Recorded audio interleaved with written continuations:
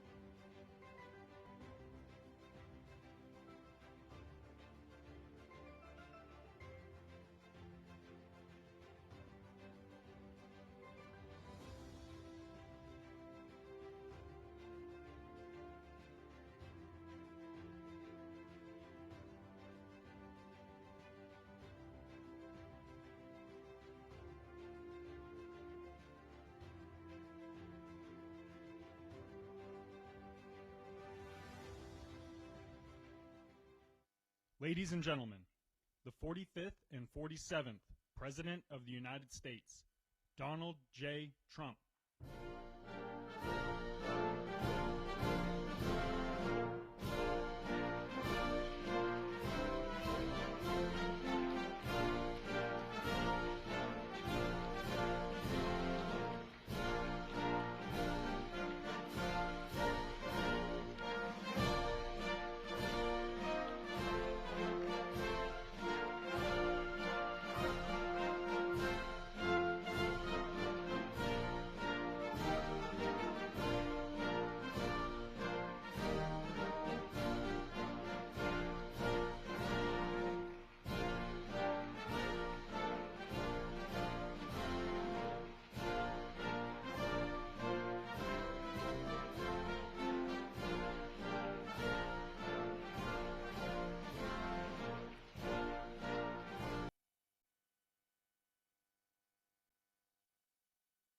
much. It's a great honor to be here. Incredible people, incredible country. I'm thrilled to be back with so many visionary innovators and titans of industry, the most brilliant in the world, actually. So many different locations, and they come from all over, but this is a very special country that I'm in, and the business leaders here at APEC are really fantastic. So many friends, and I want to thank our host at this important summit, President Lee of South Korea. He's a terrific person, and I'm going to be meeting with him this afternoon, and I look forward to that very much. The Republic of Korea is a cherished American friend and a close ally. And as we can see in this beautiful city, it's truly one of the most remarkable nations anywhere on earth. Here in this peninsula, the people of South Korea have forged a miracle of an industrial and technological powerhouse. Thank you very much. A free society. Great honor to be here. Enduring incredible people, and incredible country, civilization, and I'm thrilled to be back with so many visionary innovators and titans of industry, the most brilliant in the world, actually. So many different locations, and they come from all over, but most of them don't get it. This is a very special country that I'm in, and the business leaders here at APEC are really fantastic. So many friends. They want to get it, but it doesn't quite work. Thank our host at this important summit, President Lee of South Korea. We have some very special people, terrific person, and I want to be meeting with him for the great job this afternoon, and also I look forward to that very much. The Republic of Korea is a cherished American friend and a close ally, and as we can see, man is doing a fantastic job. Here in this peninsula, the people of South Korea have forged a miracle of economic development. Secretary Scott Bessent. Scott, thank you very much.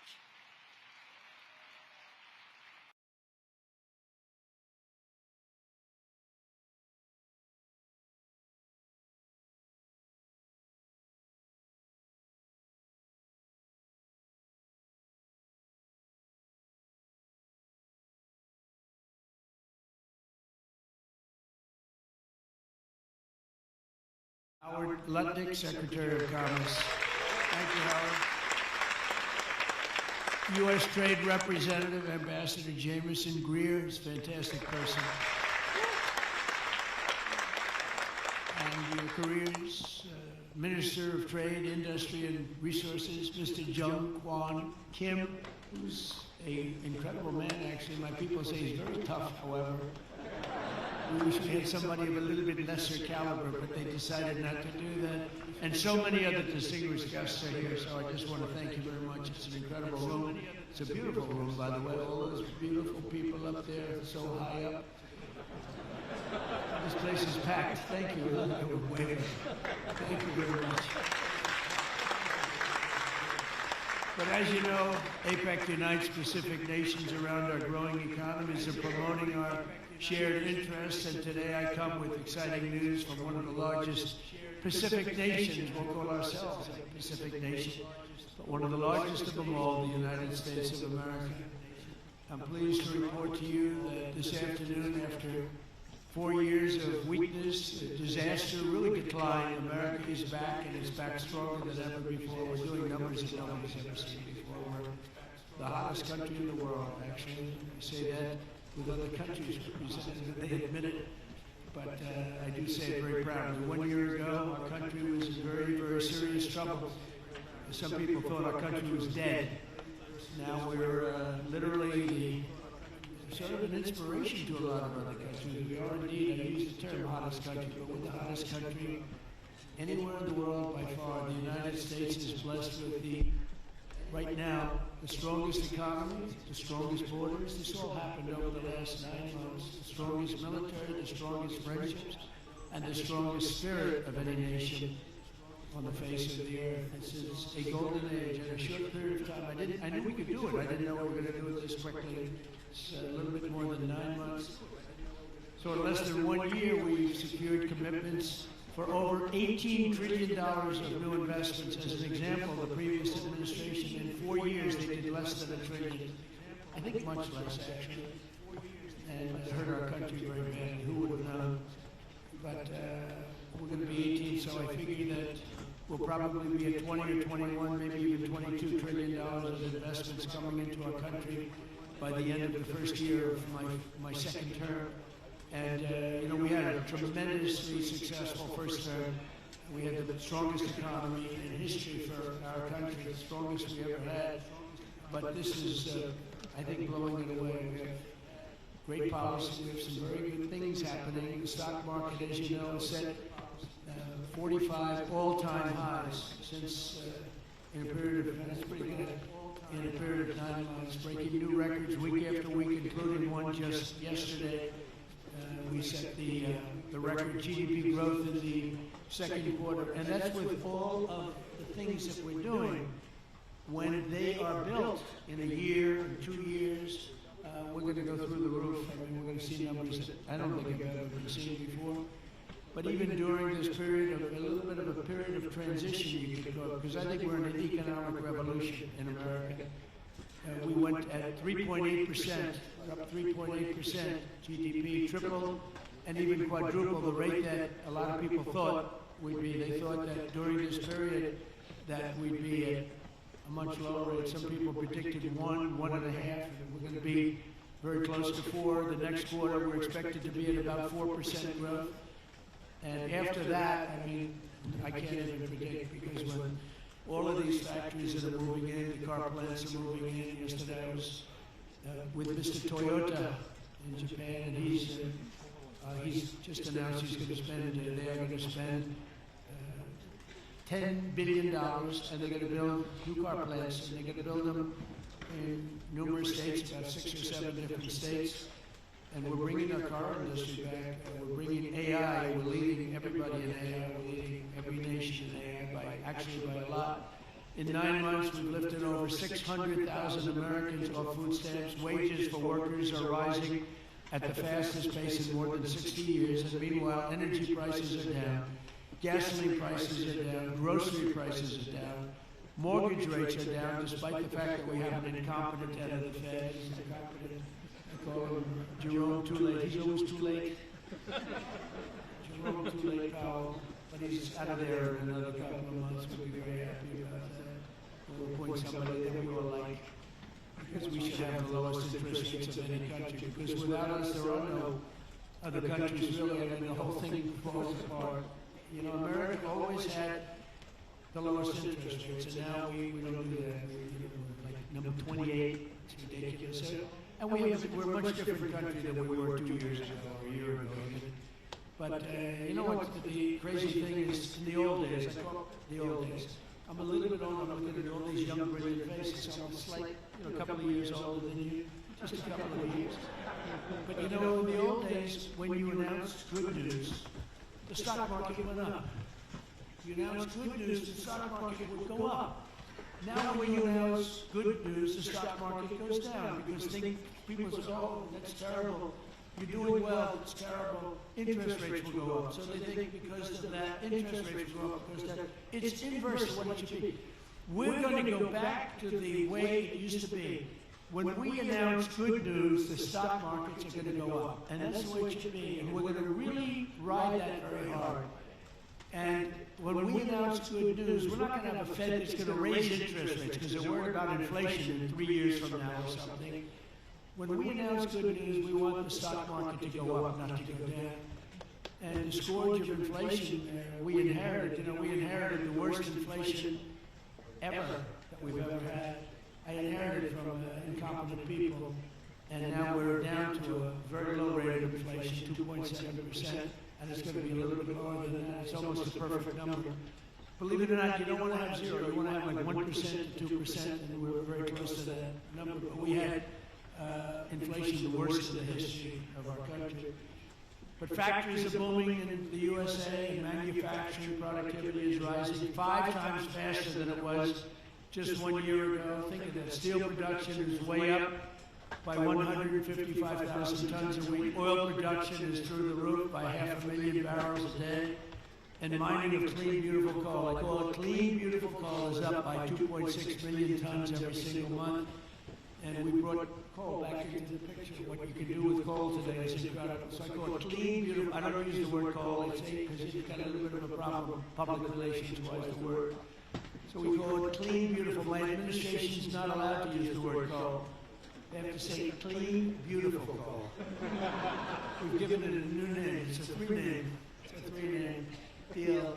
Even semiconductor manufacturing is rapidly returning to the United States. NVIDIA and TSMC have just produced the first state-of-the-art Blackwell chip that was 100% made in the USA. In fact, Jensen, who's an incredible guy, might be here. I don't even know. He's around, but somebody said he's here. How is he? Pretty good, right? Got a chip that's like 10 years advanced, but he's good. And they're all, building now. They're building tremendous plants in the United States, Arizona, Texas, all over. We're going to have a big portion of the chip market just in a very short period of time. But these tremendous strides are also creating great jobs for our citizens. 1.9 million more American-born workers are employed today than when I took office 9 months ago. Think of that. Almost 2 million people more American workers. Nobody's ever had numbers like that. And those numbers are going to get much bigger, much better than that when we open these plants that are being built all over, the AI plants. I've never seen plants this big, I built shopping centers, I built a lot of things, but if you spend 250, 300 million, you can build a big shopping center. These people are spending $50 billion to build a building. And I say, what's your product? Information. I said, well, good luck. That's a lot of information you're going to have to have. But, they're the smartest people in the world doing it, and they all think it's great. All I can do is make it easy for them. And what I've done, one of the things that I'm most proud of is I thought of it like every country, our electricity production or energy production is it's not. Nobody ever saw this kind of a revolution with the AI. And what they need more than anything is electricity. So if a country was able to do that, it would be pretty unusual. It would be very hard, maybe you could say impossible. So I came up with the concept when they build a massive plant, sometimes the size of Manhattan. Think of that, the size of Manhattan. These plants are big. I've never seen anything like it, actually. Nobody has. There's never been anything like it. But I let them build their own electricity generating plants with it. So they're building their own electric. They're sort of becoming an electric producing company in addition to all of the other things that they produce, including information. And what they're able to do is start immediately. We're giving them very fast permits. We're no longer having them wait for 10 years, 12 years, 15 years prior to rejection. They'd go 15 years and then they'd get a vote, a rejection. And by that time, their concepts were old and obsolete anyway, so it was terrible. And we're getting it done rapidly, literally rapidly. And they're coming up with electric generating plants, the likes of which nobody has seen. The companies, the standard companies that do electricity and create power companies, they've never seen anything like it.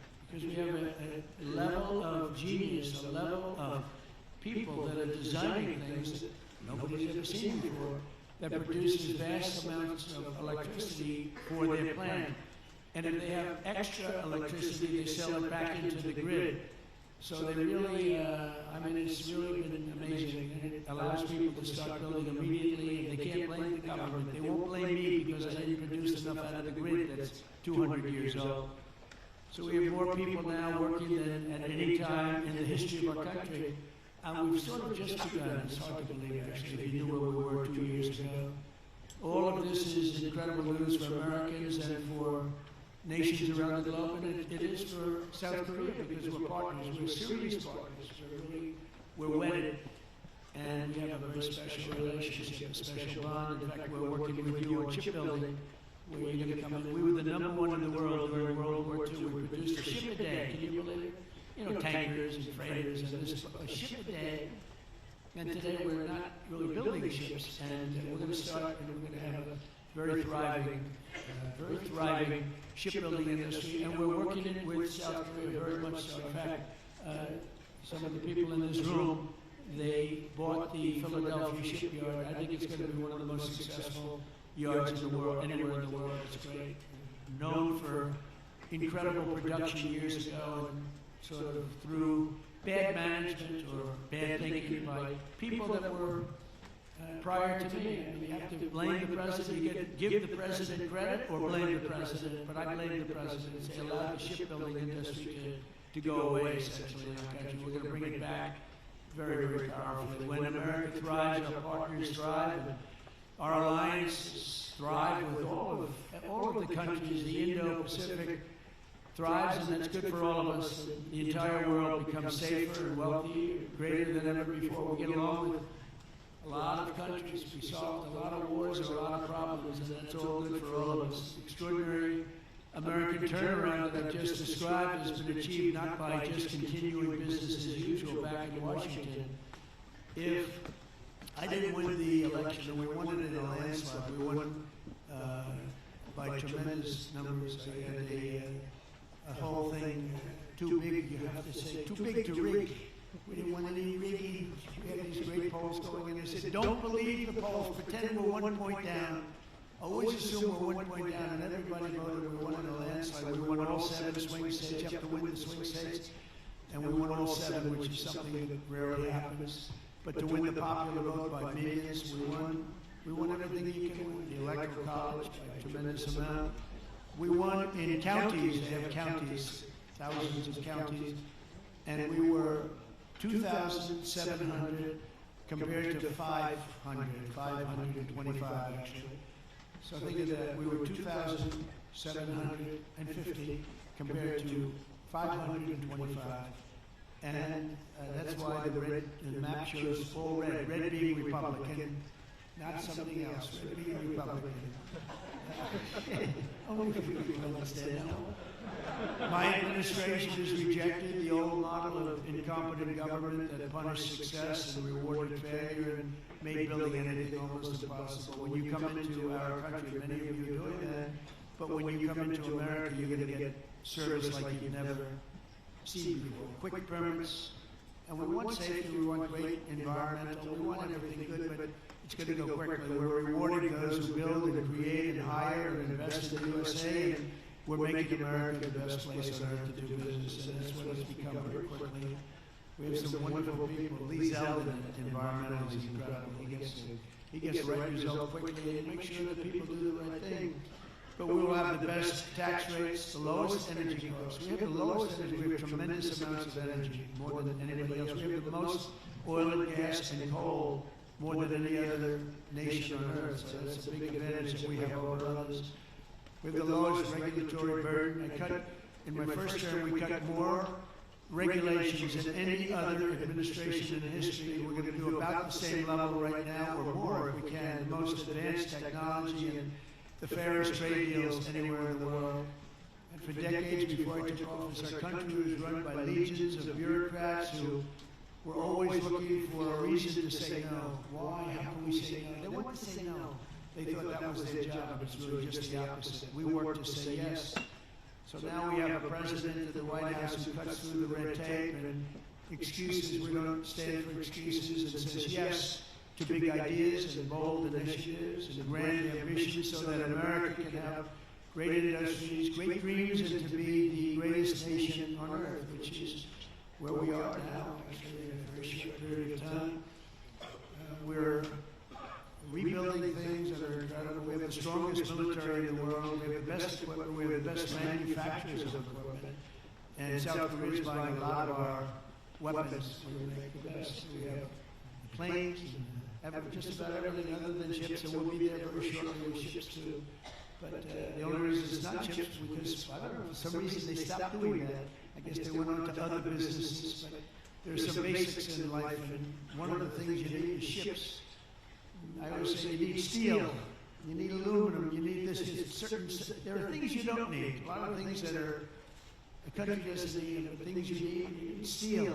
Gotta have steel, and we're redoing our steel, and some of the people in this room are very involved in that. We're redoing our industry. We're starting to produce large amounts of steel, massive amounts of steel. We'll be right at the top in a very short period of time. Mills are opening again. They're opening up big. Again, it's national security. It's because of tariffs. We're reclaiming our heritage as a nation of builders and doers, and we're pioneers in a sense, but we're really doing it again, but we're doing it even better than we did the first time, which is the first couple of 100 years.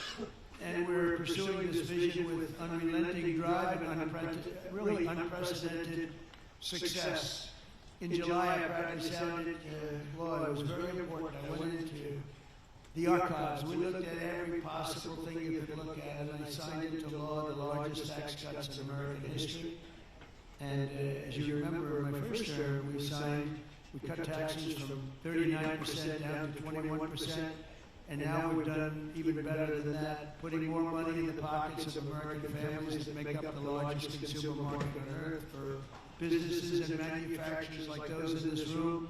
Our tax law includes 100% expensing for all new factories, plants, and equipment. So that means you can write everything off in the first year. So that's like we had in the first, except this goes for a period of 10 years. Whereas the other was over a much shorter period of time. And I actually think that we had such tremendous success. I always said that was the single most important thing, the expensing, the one-year expensing. Upon taking office, I signed executive orders that required that for every one new regulation, 10 old regulations have to be eliminated. I did that in the first term too at work. So if you want a new regulation, you have to get rid of 10, and already we're exceeding that limit, reaching closer to 30 to 1. Our people have done that, our great secretaries and other people in the administration. So we've been actually at a level where we sign in a new regulation to get rid of 30 over. We're sort of cleaning up the books, because many of these regulations are obsolete, they don't belong, and some were so horrible they were obsolete, but they really stopped projects from being built, and we're getting rid of all of them. We've pretty much done that. We've streamlined permitting for all new energy and mining projects. It used to take decades for an administration to get something approved, and now it's a process that will take, generally speaking, less than 28 days. In addition, across government, we're guaranteeing a rapid and expedited regulatory review for all new projects in the United States, and that's worth billions and billions of dollars to industry. You spend more money on trying to get something approved than you do in building the plant itself. You know, in Louisiana, my first term, there were 2 plants, and one was financed by a tremendous group of Japanese investors. About $16 billion, LNG plants. Another one was financed by people from South Korea and others. LNG, both of them, massive LNG. They were in the review process. One was 15 years, one was 16 or 17 years, and they were then told, forget it, we're not going to get it approved. So I came into government, I heard about it, and I love Louisiana. We did very well. We did well in just about all the states, but we did really well in Louisiana. And so I got involved. The one plant that was in it for almost 15 years, I got it approved in one day. One day. In fact, when we called the people to say that they got approved, they didn't know what the hell we were talking about. They said, we got it approved. We sort of gave up on it. I said, no, you don't have to give up. We got it approved. The other one took me a little bit longer. I didn't do as good a job. It took me 1 week. And they got approved, and they got built. They're massive plants, and they're doing unbelievably. They're setting records. LNG, big, it's like the Empire State Building lying on its side. And all I know is, I looked at it. I said, what kind of a building is that? All it's got is pipes going back and forth. I never saw anything like it. But whatever it is, it works. And they've been very, very successful. But think of it, 14 and 15 years, and I got one approved in one day and one approved in 1 week, and they've been doing great, and they've been good for the environment. I've shrunk the size of government for the first time in many years since January. 100,000 bureaucrats have left the federal payroll. You've probably seen that. So we're creating real jobs. We're getting rid of wasteful jobs. Government spending is down 2.5% this quarter compared to 1 year ago. It was going through the roof in the previous administration. And in stark contrast to 4 years ago, I mean, if you look, 100% of all new jobs created in America under my administration have been created by the private sector. Think of that. The government created no new jobs. The private sector created the record number of jobs that we're talking about. That's a country. That's really a success. It's easy to create government jobs. I could say, add a lot of people to your payrolls. I can fake up the numbers if I want, but that's not the way you build a great country. You don't do that here. And that's not the way, but it's a good way to show good numbers, I'll tell you. You just tell everybody, hire a lot of people. That's what they used to do under the Biden administration, under Barack Hussein Obama. They'd say, hire a lot of people so we can make our numbers look good. I do the opposite. And we have real numbers. These are real numbers. There's truly no better time to invest in the USA. The results speak for themselves. Since the election, TSMC has pledged to invest $100 billion in the United States.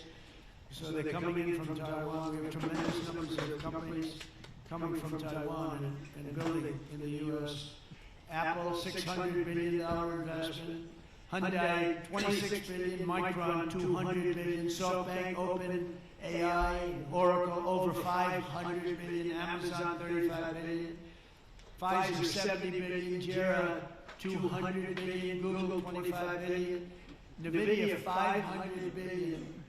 Genentech, $50 billion. Johnson & Johnson, $57 billion. We're bringing back all of our pharmaceutical business. IBM, $150 billion.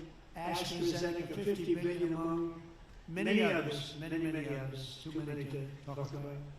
But one of the most significant factors in this remarkable surge of new investment has been my transformation of trade policy. 8 years ago, I came to this very summit. I was here. Does anybody remember? I remember. Does anybody remember what I said? That must have been a great speech. 3 people. That's not too many people. But there's no reason to, because you saw whatever I said, I did. And for the first time, I laid out the principle that economic security is national security. Economic security, that's the South Korea, that's for any country. But economic security is, in fact, national security. I made the case that the global trading system was broken and an urgent need of reform had to be fixed. The system had been exploited by countries that broke the rules at the expense of countries that followed the rules to a T, and asked the nations of APEC to be our partners in making the system fair and more sustainable for all of us, and we all work together, the APEC nations. 8 years later, as I'm back here in Asia, and I'm pleased to say that the positive vision for revolutionary reform I laid out, it seems like a long time ago, is now a reality. What really seems amazing is that we did all these things. We stopped a lot of wars. We did so many different things. We made our country strong. Thank you. Thank you. And the campaign seemed like so long ago, and I was reading something today in one of the journals, and they said, can you believe it? 1 year ago, I was campaigning to win. Think of that. It was about a week. In a week, it'll be November 5th. And November 5th was the election. I said, can you imagine that? Here I am, President. We've done so many different things economically, militarily, peace-wise, peace through strength. And yet, 1 year ago, it's not long ago, I was campaigning. We didn't win. We were campaigning, and then we had the election. We had a great election, and the spirit in our country is like incredible. If you compare that, we lost a lot of spirit in our country. Our country is depressed, and they had a right to be.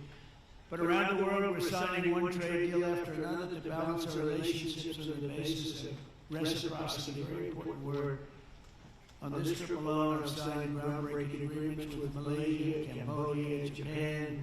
Our deal with the Republic of Korea will be finalized very soon, moments or very shortly thereafter. These agreements will be incredible victories for all of us, because everyone's better off when we have stable partnerships, not plagued by chronic problems and imbalances. You know, probably you know that President Xi of China is coming tomorrow here, and we're going to be, I hope, making a deal. I think we're going to have a deal. I think it'll be a good deal for both. And that's really a great result. You know, it's better than fighting and going through all sorts of problems and, you know, no reason for it. I think it's going to be a great deal for both, so I'll be meeting him tomorrow. A lot of people are interested. They're also interested in what we're doing, but they're interested in that, I can tell you. The world is watching. And I think we'll have something that's very exciting for everybody. And that's also good for South Korea. It's good for all nations. We're ending gaping trade deficits, unfair trade barriers to market access, insecure supply chains, weak, pathetic supply chains, and much, much more. We had such bad supply chains under the last administration. It was embarrassing. And we're entering a new era of trade that truly works for both sides. Got to work for everybody. You know, deals have to be good for everybody. I've heard that all the time. And I never really believed it, I'll be honest. I do. To make a great deal. The best deals are deals that work for everybody, especially when you're talking about nations.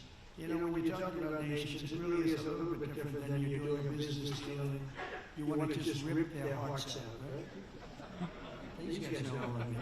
You've got so many hearts. But when you have nations, it's a little bit different, you know?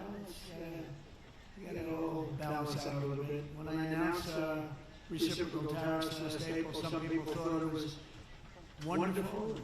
Others really weren't so sure. They weren't sure. They didn't understand tariffs because tariffs were used against us. We didn't use tariffs stupidly. And we do now. National security. This week we proved once and for all that few critics, there were no critics left. People, the only critics are people that took advantage of us for many years and now they're not able to do that. The deals we're signing with our friends and partners are making our alliances closer and stronger than ever before, and they respect us because it was so foolish. The people that ran our country were so foolish. With these agreements, our nations will extend our vital security alliances into the realm of economic security for the first time ever. We're forging new partnerships on strategically important industries like shipbuilding, energy, semiconductors, critical minerals, and, you know, very important pharmaceuticals. We learned that during COVID. We had to rely on other countries to give us pharmaceuticals. You can't do that. You have to, certain industries you want to have there. You want to have your medicines made ideally in your own country.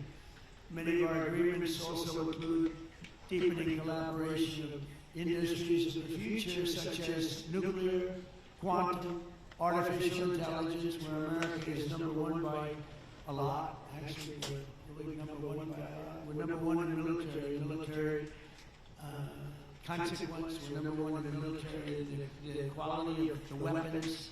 That's why everyone wants to buy from us. I'll tell you what we have a long lead on the submarines, nuclear submarines. We are so far advanced by perhaps 20, 25 years. We're 25 years ahead of any competition.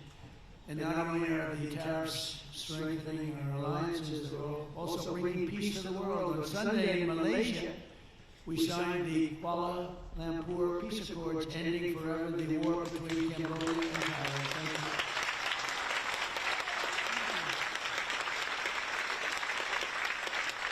You know, it's interesting. We were making trade deals with Cambodia and with Thailand, and I sort of watched I don't go to the beach and sleep all day. I like to walk.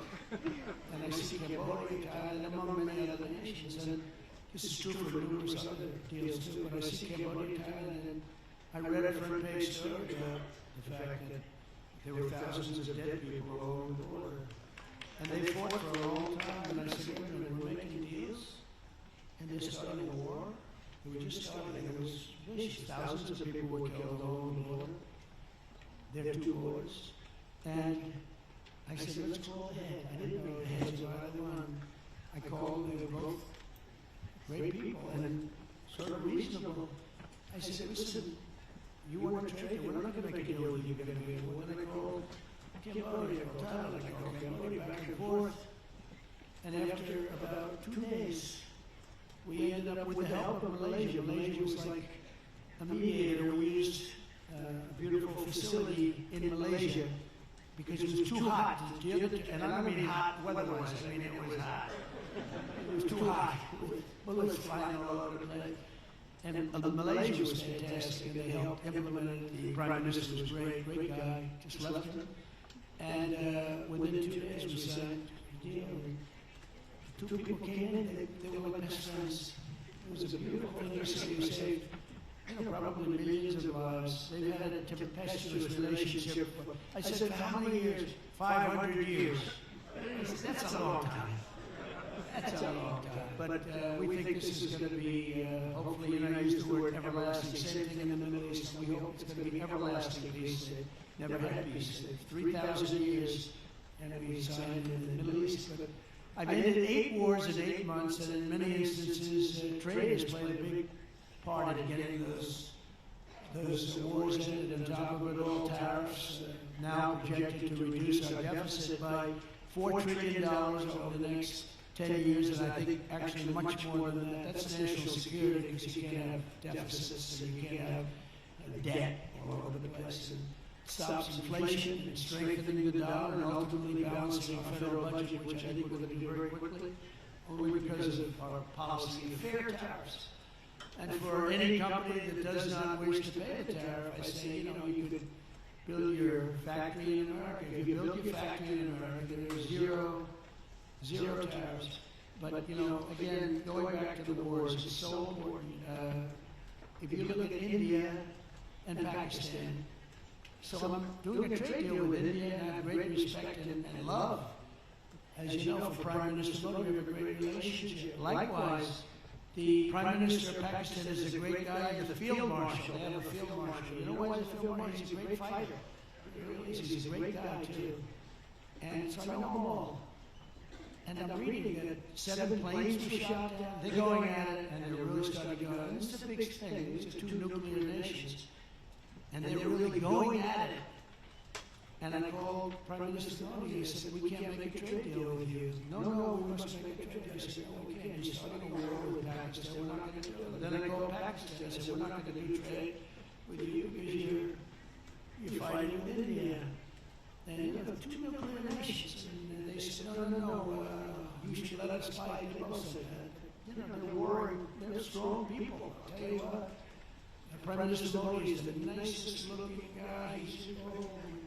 He looks like you'd like to have your father, like, he's a killer. Stop us out. No, we won't fight. I said, well, is this the same man that I know? But after a little while, and good people, and after literally 2 days, they called up and they said, we understand, and they stopped fighting. How was it? Isn't that amazing? You think Biden would have done that? I don't think so. Most people would have thought of it, but they wouldn't have thought of it. No, but here we are, we're doing deals. So you add an extra sentence, and you say you have to stop shooting at each other. 7 planes were shot down. You have to stop the war. And then stop the war. And the war for the tariffs, I said I was going to put 250% tariffs on each country, which means that you'll never do business. So there's nothing you can sell for 250%. That means that's a nice way of saying we don't want to do business with you. You don't have to say that because that's a nasty, we don't want to do business. No. You say we're going to put 250% tariffs if you don't stop the war. And they understood that, and within 48 hours we had no war, no people killed. It's makes me feel so good. It's, we say millions and millions of lives with all of them. Azerbaijan, if you look at, just take a look at that one. That was going on for, I think, 38 years, right? And President Putin called me and said, it's amazing. It's amazing. We couldn't get that war stopped. 38 years it went on. Millions of people killed. And we got it done. And the 2 countries came in, and they were in the White House, and they started off here. And they got closer. After an hour, they were hugging each other. It was amazing, actually. It was beautiful to see 2 very good countries, 2 very good leaders. One was there for 22 years, one was there for 7. And they both said, my entire political life, all I did was shoot people on the other side. And we got it closed up. And we did that 8 times. The only one I didn't do was Russia, Ukraine, but that'll get done too. I thought that was going to be an easy one because of our relationship with President Putin. It turned out to be a little different, but I think it'll get done. It would have never started under our president. That war would have never ever started. So we've used trade to create peace in a lot of different locations. We also solved the war in Africa, Congo, Republic of Congo, and Rwanda. That was much smaller to do with trade, more to do with common sense. They were fighting for years. 10 million people were dead, and we got that one done too. So we did a lot of them. We did 8 in 8 months. And I think the other one's going to come along. I really think so. I thought that would have been one of the easier. Who would have thought we created peace in the Middle East but didn't get Russia and Ukraine? Because peace in the Middle East was undoable. Look at this shit. It was undoable. We got it done 3,000 years. Okay, they never had peace. They never had anything like it. We have all countries signed up, and the level of spirit and everything. It's going to. I think it's going to hold a long time. Hopefully forever. Hopefully that's an everlasting one too. So in conclusion, at some point in your careers, every great business person, CEO in this room today has faced critics who said reform, innovation, and bold action would only lead to a total disaster. But none of us would be here if we had listened to the small minds with no vision. These are small minds with no vision. They had no understanding of success. They had no understanding of life and death. True success comes from having the confidence and the courage to prove the doubt is wrong. And oftentimes you go the opposite way of almost everybody, and you'll be the one that's right, and the others will be the one that's wrong. And that's where you have the greatest successes. And that's what America and our Indo-Pacific partners really are doing this week, and what our businesses and entrepreneurs do each and every day. That's what you do, the most successful people in the world. Together we're solving the challenges that no one before us has ever been able to solve, and we're forging a free and open Indo-Pacific, and for all of the people, we're creating a future of dignity and security, prosperity and pride. From the rolling hills of San Francisco to the gleaming streets of Seoul, from the bustling factories of Toledo, Ohio, to the bright lights of Tokyo, from Pittsburgh to Palawan, from Boston to Bangkok, from Detroit to Da Nang, and from Cleveland to right here in Hangzhou. Nice place. Did I do okay? Beautiful place, by the way. We're strengthening old friendships, forging new bonds, building new factories, pioneering new industries, and creating a dramatically better world for our children and for generations to come. Together we will build a future of strong, independent nations on both sides of the vast ocean, joined by our common interests, united by common values, and reaching constantly toward a richer, safer, and more peaceful Pacific with fairness, persistence, and common sense as such an important two words. We will build together, we will trade together, we will prosper together, we will thrive together, and above all, we will win together like never before. We're going to have an incredible relationship together for generations to come. And I just want to thank everybody in the room. I know so many of you, you're incredible people. God bless you. God bless the nations of this great region, and God bless America. Thank you very much, everyone.